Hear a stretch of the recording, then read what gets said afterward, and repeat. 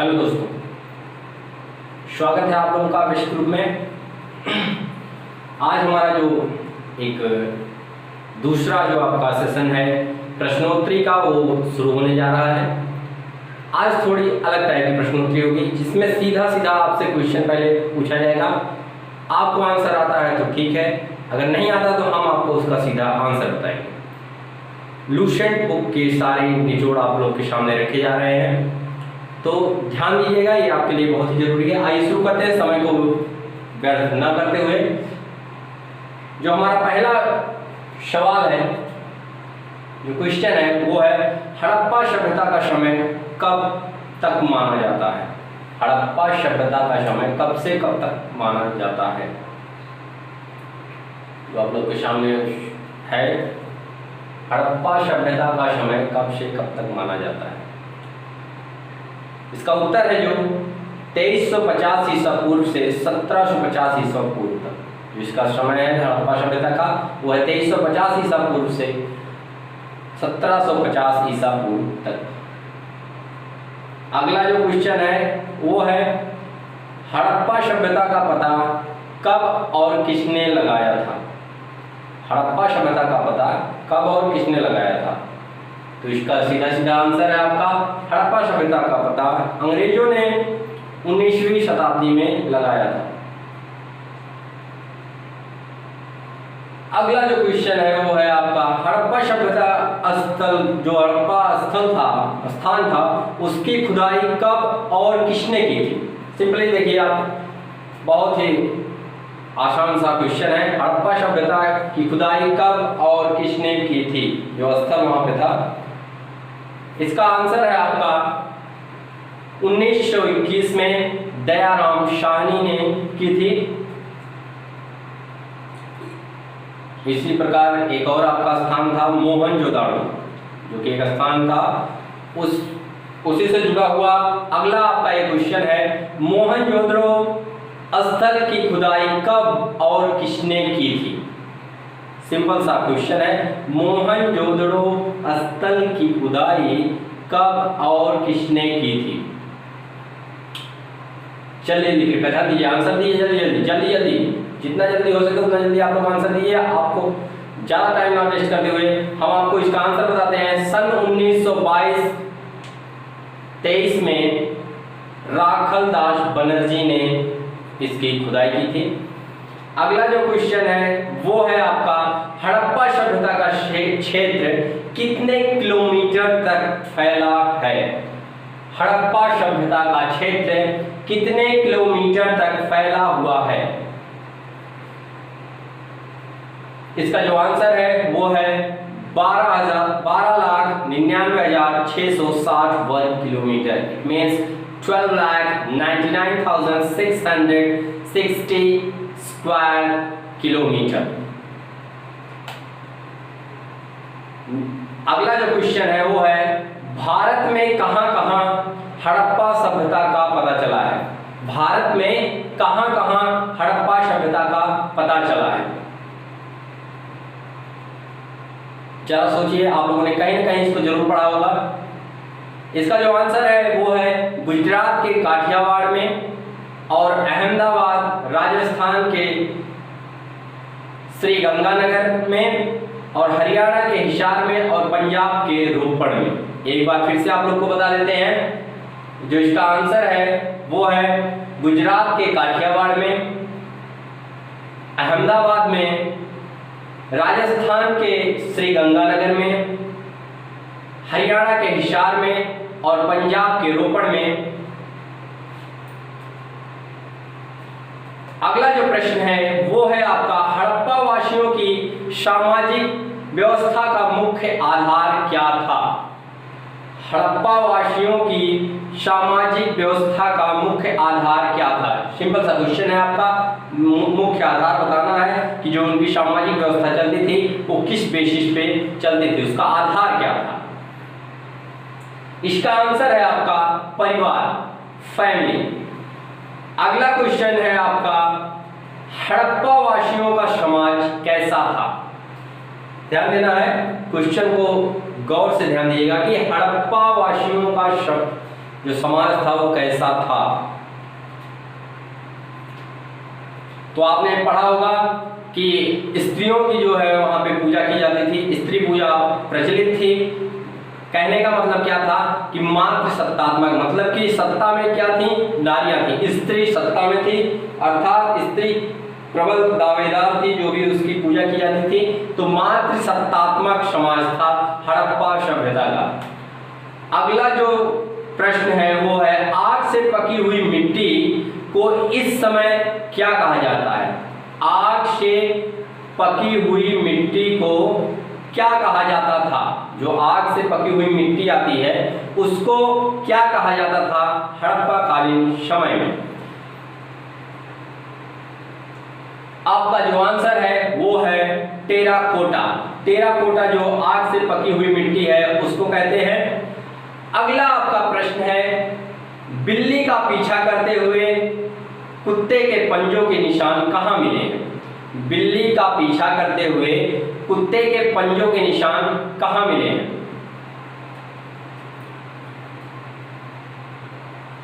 इसका जो आपका सही आंसर है वो है सिंधुकालीन स्थल चनहुदड़ों में।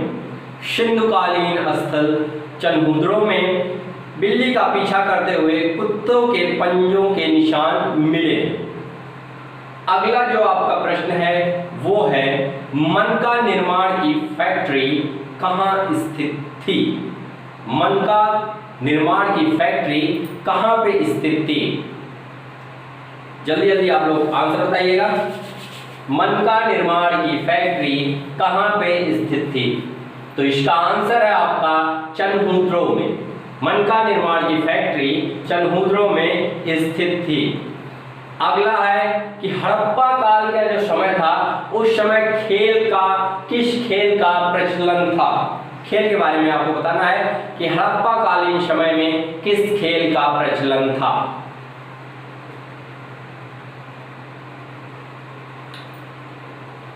तो चौरस, शतरंज, लूडो। तो कहा जाए तो हड़प्पा के समय में शतरंज का प्रचलन था। अगला जो प्रश्न है वो है आपका हड़प्पा में किसकी आराधना की जाती थी। हड़प्पा की जो सभ्यता थी, हड़प्पा स्थल था, वहां पे किसकी आराधना की जाती थी।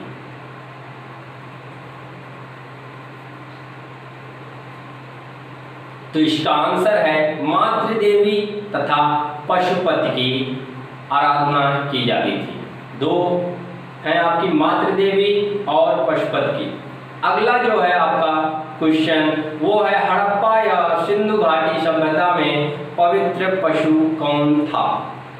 पवित्र पशु किसे माना जाता था, वो कौन सा पशु था जो हड़प्पा और सिंधु घाटी में पवित्र था।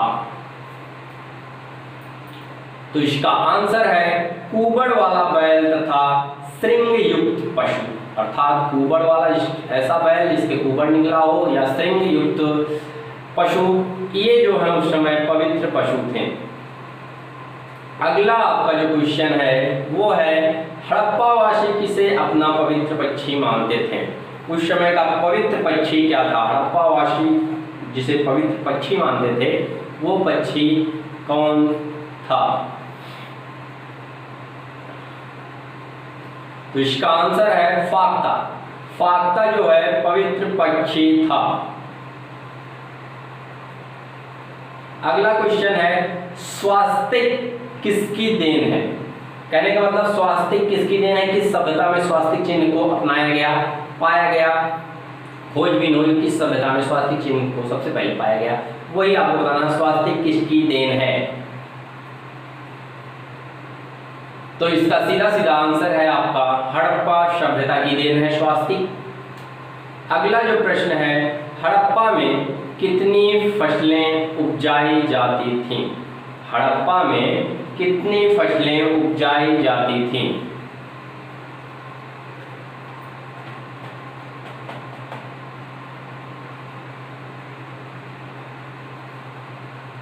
तो हड़प्पा में कुल 9 फसलों की अब तक पहचान की गई है। उसमें से आपके हैं गेहूं, जौ, कपास, तरबूज, मटर भी उगाए जाते थे। अगला जो आपका कुछ प्रश्न है वो है कपास के उपज की पहली जानकारी कहाँ से मिली, मतलब कपास सबसे पहले कहाँ पे उपजाया गया, इसकी जानकारी जो हमें प्राप्त हुई ये हमें कहाँ से मिली। तो इसका सीधा सीधा आंसर है हड़प्पा से। हड़प्पा से हमें कपास के उपज की पहली जानकारी मिली। अगला जो प्रश्न है वो कपास से संबंधित है। कपास को यूनानी भाषा में क्या कहते हैं, यूनानी क्या कहते थे, कपास को यूनानी क्या कहते थे। और आपका आंसर है सिंडोन। कपास को सिंडोन कहते थे यूनानी लोग।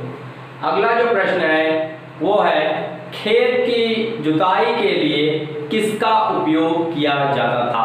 आपको एक औजार बताना है जिस औजार के थ्रू खेत की जुताई की जाती थी।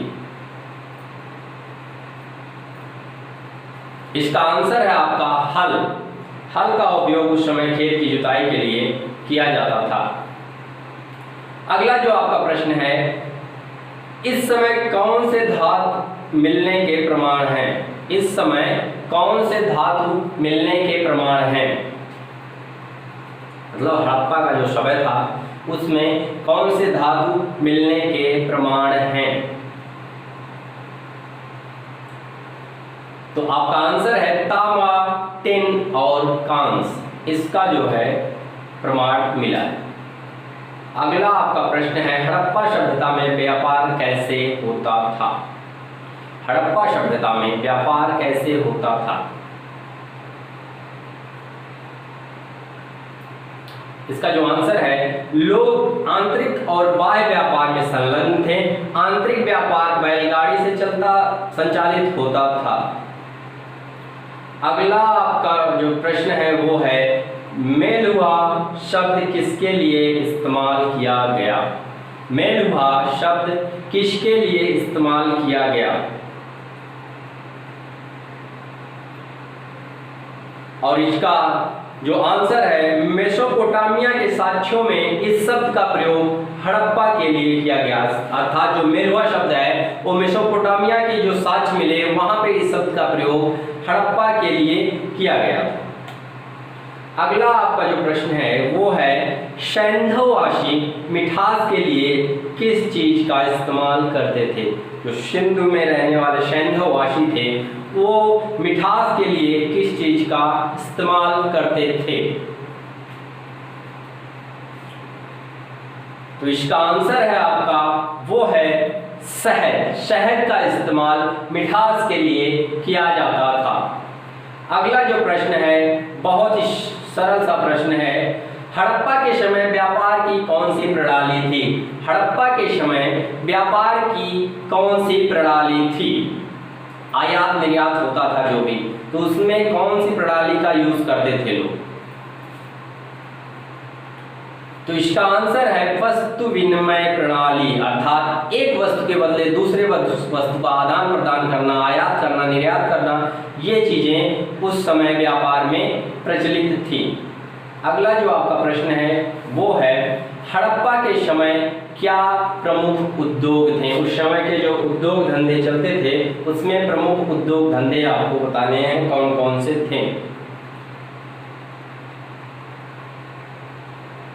हड़प्पा कालीन सभ्यता के प्रमुख उद्योग धंधे वो हैं आपके कपड़ा उद्योग, आभूषण निर्माण, शिल्प कर्म, बढ़ईगिरी, मिट्टी के बर्तन बनाना आदि। अगला जो आपका प्रश्न है वो है यहाँ के लोगों ने नगरों और घरों के विन्यास के लिए किस पद्धति को अपनाई।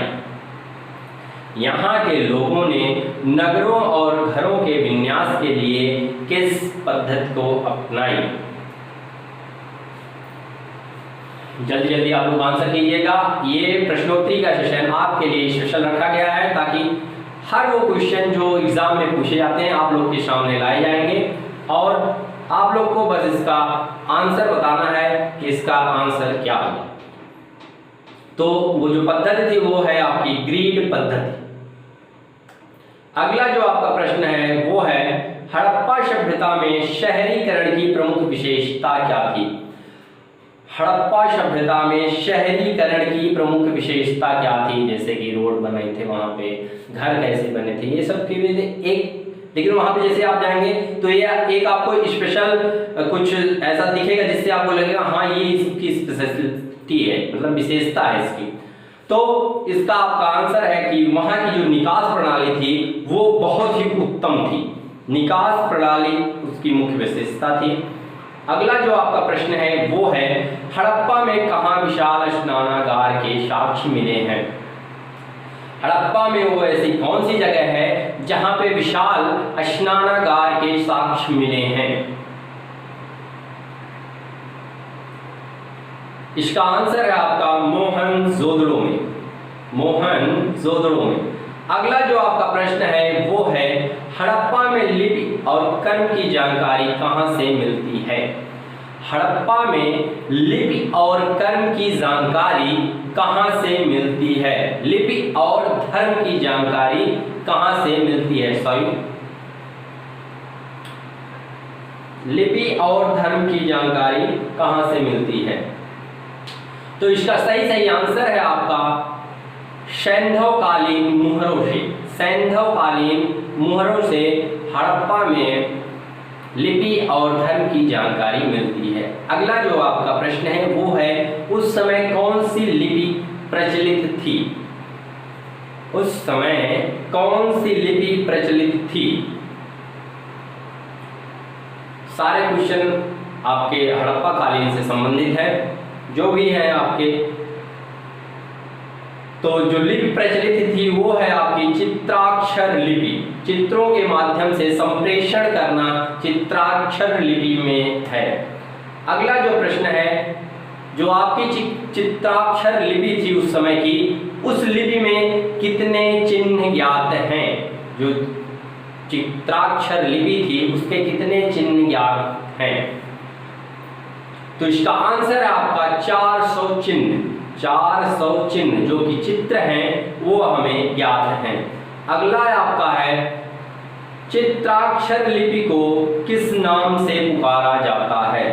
अब देखिए आ गई आपकी लिपि के बाद हम जान गए कि वहां पे चित्राक्षर लिपि थी। चित्रों के माध्यम से अध्ययन किया जाता था, जो भी कार्य होते थे चित्र के माध्यम से प्रदर्शित होते थे, वहां की लिपि थी। और इसी लिपि को किस और नाम से पुकारा जाता है? तो ये आपका जो नाम है उस चित्राक्षर लिपि का वो है बेंडोफ्रेडम लिपि। बेंडोफ्रेडम लिपि ये है चित्राक्षर लिपि का नाम। अगला जो आपका प्रश्न है चित्राक्षर लिपि को किस तरफ से लिखा जाता है?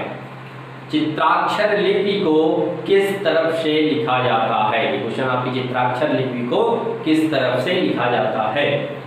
तो इसका आंसर है आपका बाएं से दाईं ओर। बाएं से दाईं ओर इसको लिखा जाता है। अगला आपका प्रश्न है आजादी सन 1947 के बाद भारत में सबसे अधिक कहां हड़प्पा युगीन स्थलों की खोज हुई? आजादी सन 1947 के बाद भारत में सबसे अधिक कहां हड़प्पा युगीन स्थलों की खोज हुई? इसका सही आपका आंसर है गुजरात में सबसे ज्यादा स्थलों की खोज हुई। अगला है किस सैंधवपुरा स्थल से घोड़े की हड्डियों के प्रमाण मिले हैं? मतलब कौन सा सैंधवपुरा स्थल है जिससे घोड़े की हड्डियों के अश्व की हड्डियों के प्रमाण मिले हैं? इसका आंसर है आपका सुरकोटडा। सुरकोटडा में घोड़े के हड्डियों के प्रमाण मिले हैं। अगला आपका प्रश्न आता है वो है आपका सैंधव स्थलों में किस जगह पर सर्वप्रथम कृषि के साक्ष्य उपलब्ध होते हैं? सैंधव स्थलों में किस जगह पर सर्वप्रथम कृषि के साक्ष्य उपलब्ध होते हैं? इसका आपका आंसर है मेहरगढ़ में। मेहरगढ़ में कृषि के साक्ष्य उपलब्ध होते हैं। अगला प्रश्न है आपका वह कौन सा हड़प्पा कालीन स्थल है वह कौन सा हड़प्पा कालीन स्थल है जो त्रिस्तरीय है, जो त्रिस्तरीय है? वह कौन सा हड़प्पा कालीन स्थल है जो त्रिस्तरीय है? इसका जो आपका आंसर है वो है धौलावीरा, धौलावीरा। अगला जो आपका प्रश्न है वो है चावल के उत्पादन के साक्ष्य किस सैंधव पुरास्थल से प्राप्त हुए हैं? चावल के उत्पादन के साक्ष्य किस सैंधव पुरास्थल से प्राप्त हुए हैं?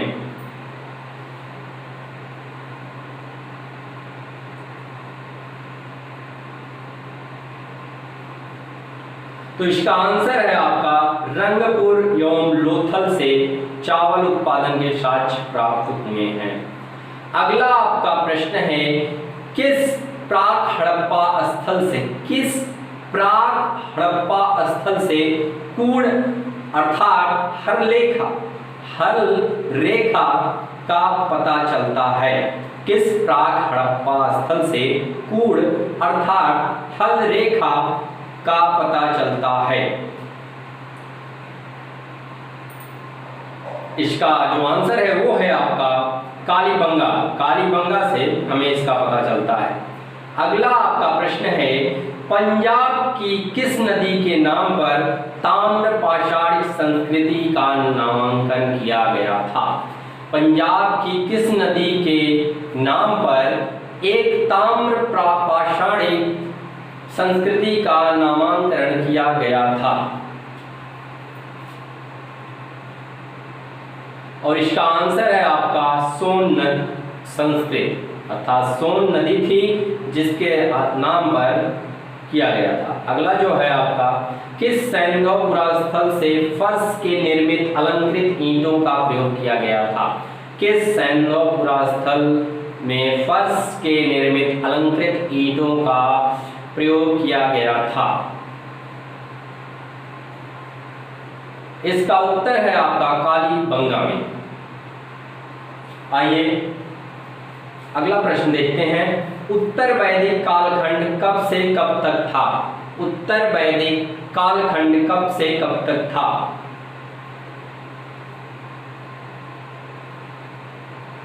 तो इसका आंसर है आपका उत्तर वैदिक कालखंड 1000 ईसा पूर्व से 600 ईसा पूर्व तक था। अगला आपका प्रश्न है उत्तर वैदिक काल के जानकारी के स्रोत क्या हैं? उत्तर वैदिक काल के जानकारी के स्रोत क्या हैं? तो उत्तर वैदिक काल के जानकारी के स्रोत हैं आपका ऋग्वेद, सामवेद। उत्तर वैदिक काल में यजुर्वेद, सामवेद और अथर्ववेद आपके जानकारी के स्रोत हैं। अगला जो प्रश्न है इसी उत्तर वैदिक काल से है। उत्तर वैदिक काल की विशेषता क्या थी? उत्तर वैदिक काल की विशेषता क्या थी? इसका आंसर है आपका चित्रित धूसर, मृद भांड तथा लोहा। अगला आपका प्रश्न है किस उपनिषद में मनुष्य के जीवन को 4 आश्रमों में बांटा गया? उपनिषद से आपका क्वेश्चन है कि किस उपनिषद में मनुष्य के जीवन को 4 आश्रमों में बांटा गया? तो इसका आपका आंसर है छांदोग्य उपनिषद। छांदोग्य उपनिषद में मनुष्य के जीवन को 4 आश्रमों में बांटा गया। अगला क्वेश्चन इसी मनुष्य के जीवन के आश्रम से ही है कि मनुष्य के जीवन को 4 आश्रमों में बांटा गया, उसके आपको नाम बताने हैं। किन 4 आश्रमों में बांटा गया? सभी लोग इसका आंसर जानते हैं, ब्रह्मचर्य, गृहस्थ, वानप्रस्थ और संन्यास। अगला आपका प्रश्न है नाटकों के मंचन को क्या कहा जाता है? नाटकों का जो मंचन होता है उसे क्या कहा जाता था? नाटकों के मंचन को क्या कहा जाता था? तो नाटकों के मंचन को सैलूस कहा जाता था, शैलूस कहा जाता था। अगला जो आपका प्रश्न है वो है वैदिक काल से संबंधित वैदिक काल का सबसे बड़ा और ज्यादा लौह पुंज कहाँ मिला है? वैदिक काल का सबसे ज्यादा बड़ा और ज्यादा लौह पुंज कहाँ मिला है? तो इसका आंसर है आपका अतरंजी खेड़ा में, अतरंजी खेड़ा में। अगला प्रश्न है आपका, धनवान व्यक्ति को क्या कहा जाता था? धनवान व्यक्ति को क्या कहा जाता था? इसी प्रश्न का आप लोग आंसर दीजिएगा और इसी के साथ आज हम लोग इसी क्वेश्चन पे रुकेंगे और फिर कल आप लोग के लिए कुछ नए प्रश्न लेके आप लोग के सामने आएंगे।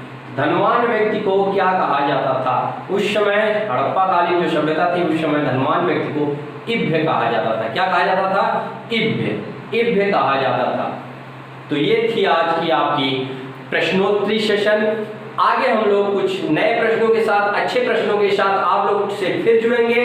तब तक के लिए चैनल को सब्सक्राइब कीजिए, शेयर कीजिए और बेल आइकन को जरूर दबाइए ताकि जो भी आपकी रेगुलर अपडेट्स हैं आपके पास तुरंत पहुंचे।